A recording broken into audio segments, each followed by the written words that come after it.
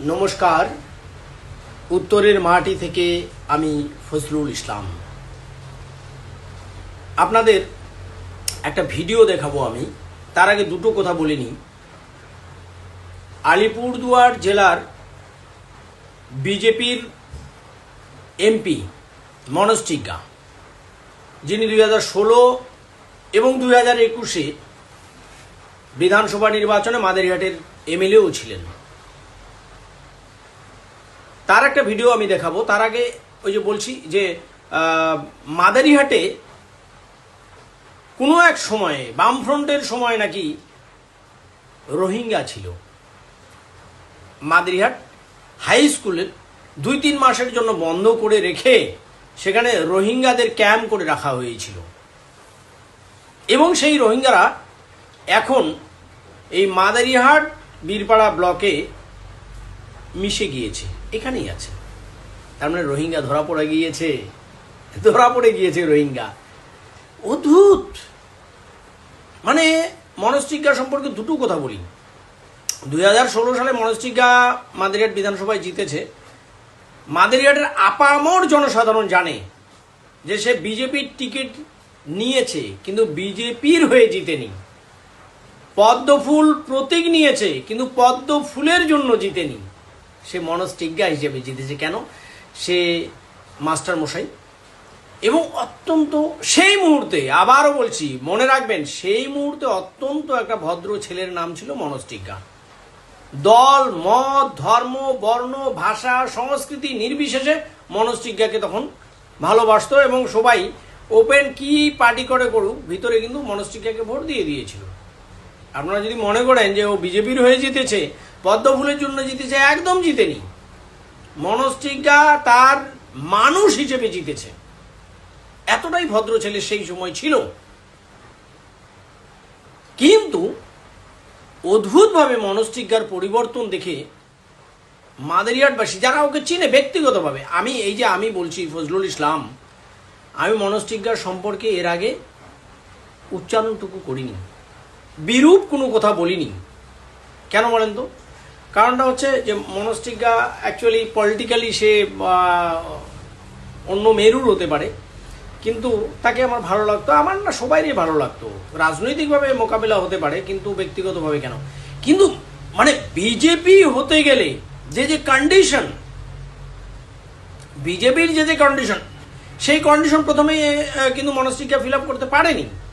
সে ব্যক্তিগতভাবে জিতেছে, কিন্তু ধীরে ধীরে মনোজ টিগ্গাকে দেখলাম। মানে বিজেপি হতে গেলে তো প্রথম ক্রাইটেরিয়া হচ্ছে মুসলমান বিরোধিতা করতে হবে, দ্বিতীয় ক্রাইটেরিয়া হচ্ছে দুর্দান্তভাবে মিথ্যা কথা বলতে হবে, একদম আজব আজব মিথ্যা কথা বলতে হবে, তৃতীয়ত বাঙালি বিরোধিতা করতে হবে, চতুর্থত বাংলার বিরোধিতা করতে হবে, পঞ্চমত বাংলার মানুষ যেন কোনো রকম সুবিধা না পায় কেন্দ্রীয় সরকারের, সেটার ব্যবস্থা করতে হবে।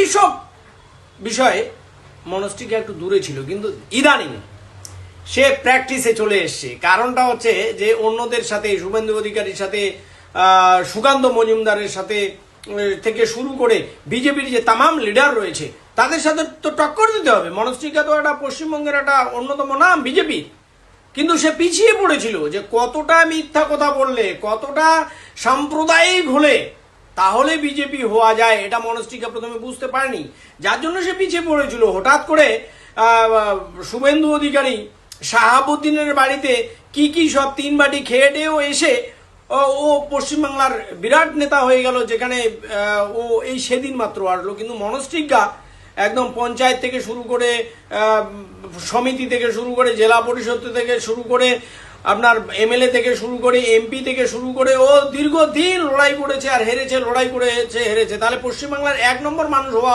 উচিত ছিল বিজেপির মনোজ টিগ্গা। কিন্তু হঠাৎ করে তাহলে শুভেন্দু অধিকারী কিভাবে হলো? ও 3 বাটি কি আজে বাজে জিনিসও খেয়ে গেছিল শাহাবুদ্দিনের বাড়িতে, যেটা অ্যাকচুয়ালি উচিত নয় এবং আমিও মনে করি যে এটা ঠিক নয়।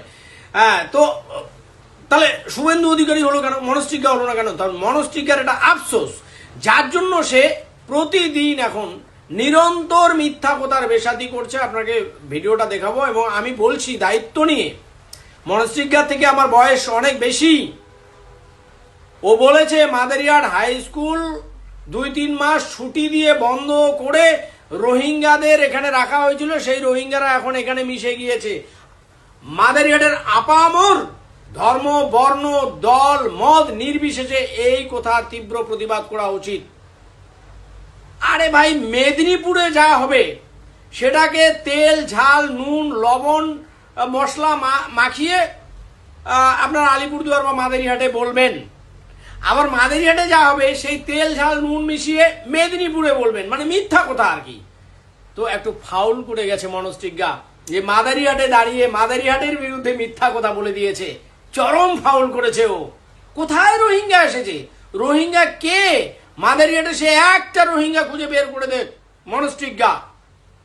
যেটা শুভেন্দু অধিকারী গোটা বাংলায় বলে বেড়াচ্ছে, ভারতবর্ষে বলে বেড়াচ্ছে, এখনো একটাও পায়নি। এবং SIR শুরু হয়েছে। আমরা বাংলাদেশে পুশব্যাক, মায়ানমারে পুশব্যাক দেখব, যে রোহিঙ্গার কটা হাত, কটা পা, কি ভাষায় কথা বলে, তার বর্ণ কি, তার মানে চরিত্র কি, এসব আমরা দেখবার জন্য অস্থির হয়ে আছি। যে কত কোটি কোটি রোহিঙ্গা, যারা জানেন, যারা জিওগ্রাফি জানেন, তারা বলেছেন যে রোহিঙ্গাদের সংখ্যা কত। কিন্তু শুভেন্দু অধিকারী এমন সব বলেছে যে তার 5 ডবল 10 ডবল বানিয়ে বাংলায় চলে এসছে রোহিঙ্গা। যাই হোক, সে বিষয়ে আমি আলাদাভাবে বলবো যে পুশব্যাক কারা কখন কিভাবে করেছে, এখন কেন হচ্ছে না, সে কথা পরে বলবো। কিন্তু আপাতত আমি মনস্টিজ্ঞার কথা বলছি, ভিডিওটা দেখুন।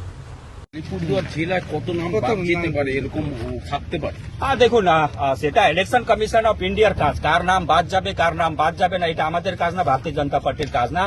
কিভাবে ম্যাপিং করতে হবে, একটা ইলেকশন কমিশন অফ ইন্ডিয়া একটা ইন্ডিপেন্ডেন্ট বডি, তারা নিজের কাজ করছেন, তারা স্বাধীনভাবে নিজের কাজ করছেন।